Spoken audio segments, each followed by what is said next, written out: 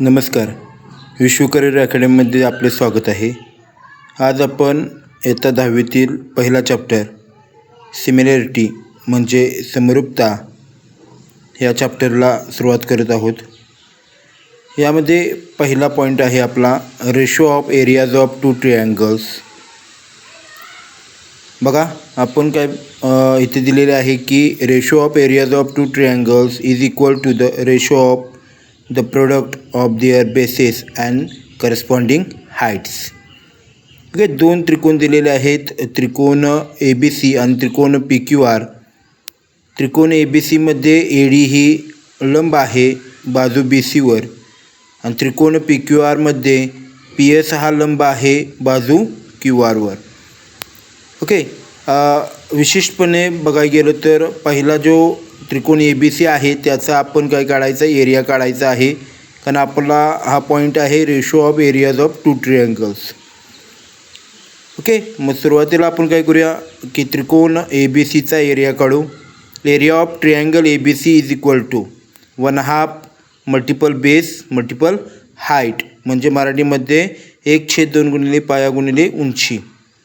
Okay, या आकृतीमध्ये 1/2 गुणिले पाया काय आहे, बी सी आहे आणि उंची काय आहे, ए डी आहे.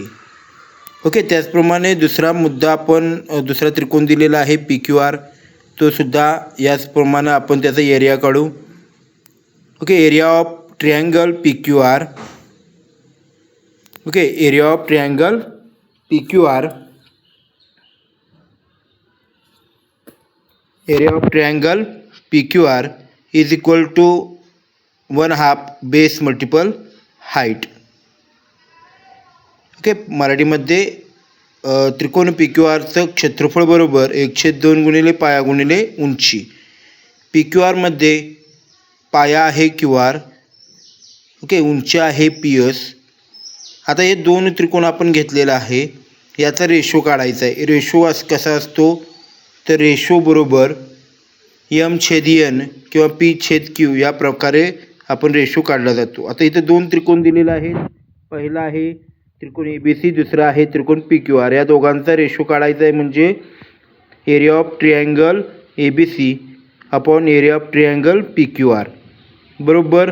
आता दोघांचा क्षेत्रफळ काय करू, आपण भागाकार करू. इथे दाखवल्याप्रमाणे आपण बघू शकतो 1/2 गुणिले आपण जे काढलं इक्वेशन 1 आणि इक्वेशन 2 म्हणू, त्याचा भागाकार करू.